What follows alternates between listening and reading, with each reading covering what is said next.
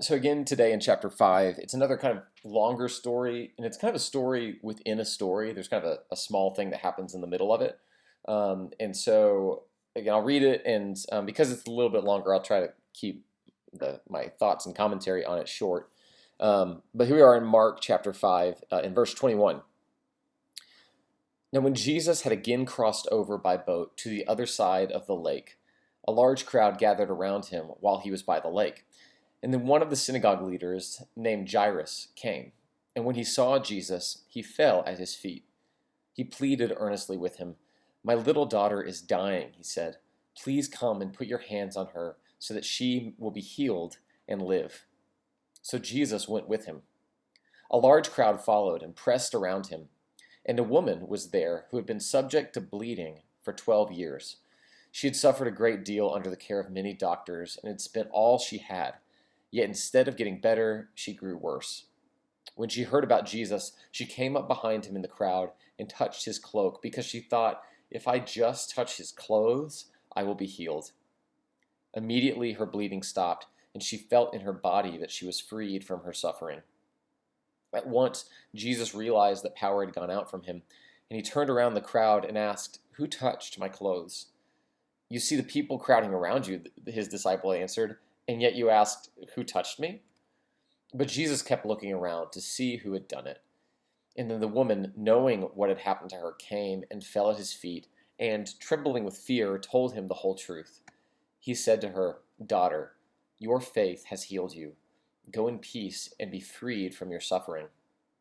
While Jesus was still speaking, some people came from the house of Jairus, the synagogue leader. "Your daughter is dead," they said. "Why bother the teacher anymore?" Overhearing what they said, Jesus told him, "Don't be afraid, just believe." He did not let anyone follow him except Peter, James, and John, the brother of James. When they came to the home of the synagogue leader, Jesus saw a commotion with people crying and wailing loudly. And he went in and said to them, "Why all this commotion and wailing? The child is not dead, but asleep." But they laughed at him. After he put them all out, he took the child's father and mother and the disciples who were with him and went in to where the child was. He took her by the hand and said to her, "Talitha cum," which means, "Little girl, I say to you, get up." Immediately the girl stood up and began to walk around. She was 12 years old. At this they were completely astonished. He gave strict orders not to let anyone know about this and told them to give her something to eat. Um, okay, so the first thing I want to note, just a couple things about the story. One is every time in Matthew, Mark, Luke, and John, whenever the story is told, I think it's told in Matthew, Mark, and Luke, every single time it's told this exact same way where the story of the woman being healed from her bleeding happens in the middle of Jesus healing Jairus' daughter. It always kind of appears that way with the story in the middle. And I want you to imagine for a second you are Jairus and your daughter is dying, and this is your last hope to go get Jesus. Again, he's a synagogue leader, and a lot of the Jewish leaders, like the Pharisees, did not like Jesus. And so you have to imagine that by getting Jesus, Jairus is sort of like, this is probably not something that he wanted to do like first thing. This is probably his last resort, and he probably feels like he's going to be ridiculed by his friends for getting Jesus to go and help his daughter. But they're on their way, and suddenly, on the way to heal his daughter, Jesus stops and starts looking around. And if you're Jairus, you have to start thinking like, okay, my daughter is dying, and why are you looking for someone who touched you in the crowd? We're in a hurry here, Jesus. We've got something big to do. And I think just seeing what Jesus does here, I mean, I don't think he's like forgetful. I don't think he forgot what was happening to Jairus' daughter at all. But one, I think Jesus was never so busy or so much in a hurry that he wasn't willing to serve and love the people around him. I think that's a huge thing to think about in my own life, and maybe in your own life, is like, do you allow yourself to become so busy and hurried that you don't really see the people around you, see what they need, and see how you can like show Christ and like love them. But Jesus stops and he looks to see who this person was, and he he cares for this individual in the crowd who needed his help. Um, and again, not just to heal her and say like, okay, I'll help you, I got to go, but like to individually say, daughter, your faith has healed you. Go in peace and be freed from your suffering. You have to imagine Jesus. Um, she's faced. It says that like the doctors and the people who were helping her just increased her suffering. I think Jesus is really trying to show her like, man, you are really free. I really care for you, and you don't have to be burdened by this thing anymore.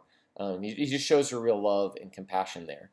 Um, and again, for Jairus, when he finds out that his daughter has died, his first reaction has to be almost maybe anger at Jesus, like why weren't you paying attention? If you'd only hurried, if you'd only done things on my timeline, maybe things could have been different. And I think we can sometimes feel that way with God. It's like, God, why weren't you doing things on my timeline? If only you had done this. If only these things in my past had been different.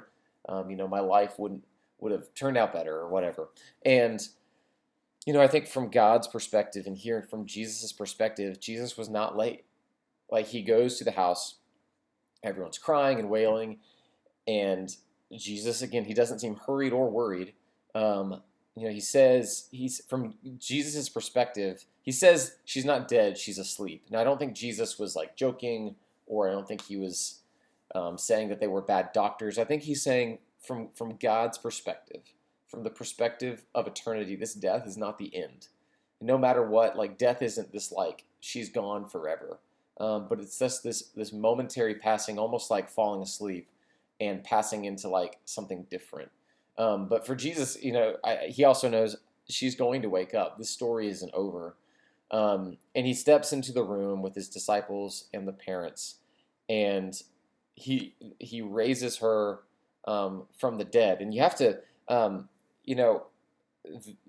think I said in the first video about Mark that John Mark is probably talking a lot with Peter. Like John Mark knew Peter really well, and so Peter is one of the people that Jesus brought into the room with them. And so when Peter's telling Mark this story, so Mark can write it down, I think this is one that's so vivid in Peter's mind that he remembers the exact words and exact quote and wanted it written down what Jesus said, which is why we have these words Talitha Kum, which is like a quote from Arabic. So your Bible leaves it in Arabic because Mark didn't write it in his normal language. He wrote it in a different language. That Jesus said Talitha Kum. Sorry, not Arabic, by the way. It's Aramaic. But it's the language Jesus would have actually spoken in his like everyday life. And anyway, all that to say that like it's so vivid that Mark leaves in this exact phrase Jesus used when he raised this girl from the dead. Because if you imagine from Peter's perspective, he's never seen anything like this before, and suddenly must realize like this Jesus can do things I never even thought he could do or imagine. I've seen him heal people and stop storms and do all these things, but I've never seen something like this before. And so, anyway. All that to say that Jesus is never in a hurry because he knows the big picture and knows that he's still completely in control, no matter what the timeline and no matter what the situation is. And he's completely in control in your life, even if he's not doing things necessarily on your timeline. He knows what's going on, and he knows exactly what to do.